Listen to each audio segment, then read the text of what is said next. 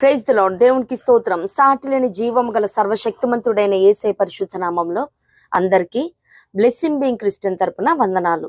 మరి మన new year meditations లో భాగంగా ఈరోజు 4th డే. మరి దీనికి గాను గురి అనే మాటని ధ్యానిద్దాము. మరి కీవర్డ్స్ గా ఫిలిప్పీలకు రాసిన పత్రిక 3వ అధ్యాయం 14వ వచనం. క్రీస్తు యేసునందు దేవుని ఉన్నతమైన పిలుపునకు కలుగు బహుమానం పొందవలెనని గురి యొద్దకే పరిగెత్తుచున్నాను. దేవునికి స్తోత్రం. ప్రతి ఒక్కరు కూడా షార్ట్ టర్మ్ గోల్స్ అని, లాంగ్ టర్మ్ గోల్స్ అని పెట్టుకొని మరి టువర్డ్స్ దాట్ జీవిస్తూ ఉంటారు. అది అచీవ్ చేయటానికే వారి ప్రయత్నంగా వారు ప్రయత్నిస్తూ ఉంటారు. కొంతమంది ఆ గోల్స్ రీచ్ అవుతారు, కొంతమంది రీచ్ అవ్వలేరు. అంటే పెట్టుకున్న టైం కంటే మరి దాటేసి కూడా రీచ్ అవుతున్న వారు కూడా ఉంటారు.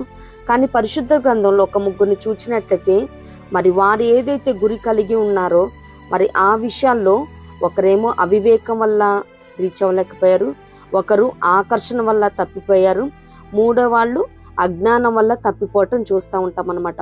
మొదటగా చూచినట్లయితే సౌలు గారు మరి అక్కడ 7 రోజులు వెయిట్ చేయమని సమూయేలు గారు చెప్తారు.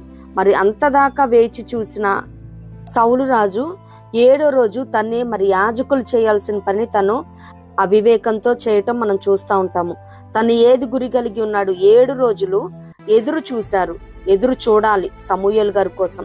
కానీ తనైతే 7 రోజులు వెయిట్ చేసి మరి 7వ రోజున మరి ఇంత అవివేకపు పని చేయటం మనం చూస్తూ ఉంటాం అన్నమాట. కొన్ని సందర్భాలలో మన గోల్స్, మన అంబిషన్స్ ఏవైతే ఉంటాయో దాన్ని రీచ్ అవ్వాలంటే ఎదురు చూడటం అనే అనుభవం కూడా అవసరమై ఉన్నది.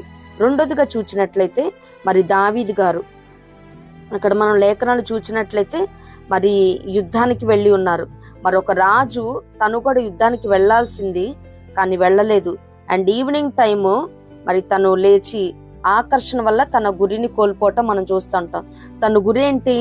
ఏదర్ యుద్ధానికన్నా వెళ్ళాలి, గో ఆర్ సెండ్ అన్నట్టు. మరి వెళ్ళిన వారి కోసం ప్రార్థన చెయ్యాలి.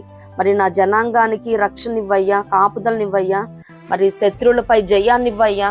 అంత మాత్రమే కాదు కానీ విలాప వాక్యంలో చూచినట్లు మరి తను జనాంగం అందరూ తనకి బిడ్డలే.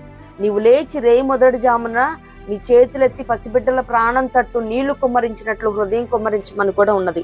మరి తన ప్రజలు అందరూ ఈయన బిడ్డలే కదా, మరి ఆ రీతిగానే ప్రార్థన చేయాల్సింది యుద్ధం వెళ్ళిన వారి కోసం.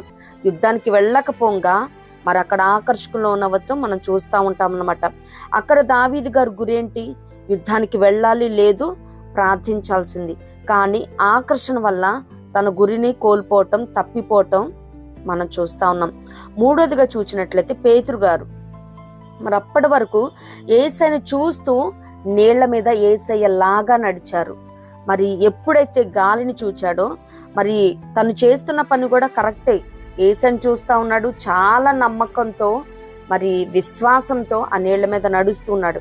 కానీ ఎప్పుడైతే గాలిని చూశాడో మరి మనం వెళ్తున్నప్పుడు కూడా అనేకమైన మాటలు, అక్కడేమో సౌలు గారు జనులు చెదిరిపోవుట చూచి అంటా ఉన్నారు.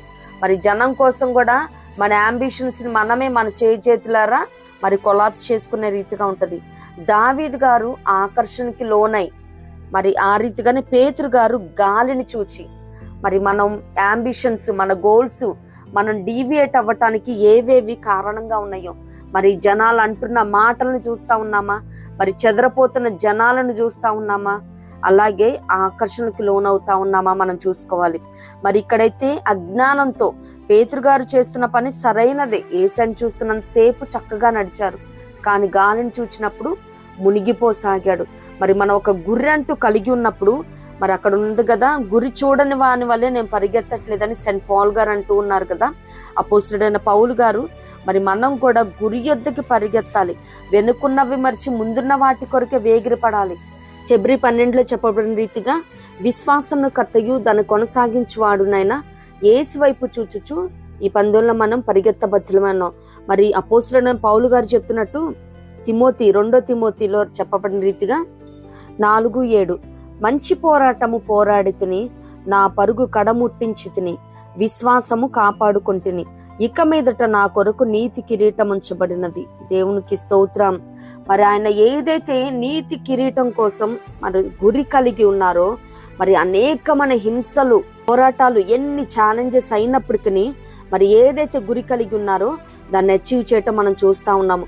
మరి మనం కూడా ఈ విశ్వాసయానంలో ముందుకెళ్తున్నప్పుడు మరి అది సోషల్గా ఏమి, స్పిరిచువల్గా ఏమి, మరి ఏదైతే గురి కలిగి జీవిస్తూ ఉన్నామో మరి అది అవివేకం వల్ల, అజ్ఞానం వల్ల, ఆకర్షణ వల్ల మన గురి తొలగే వారిగా మనం ఉండకూడదు. దేవునికి స్తోత్రం. రక్షింపబడిన ప్రతి ఒక్కరి గురి మరి పరలోక రాజ్యం చేరటమే.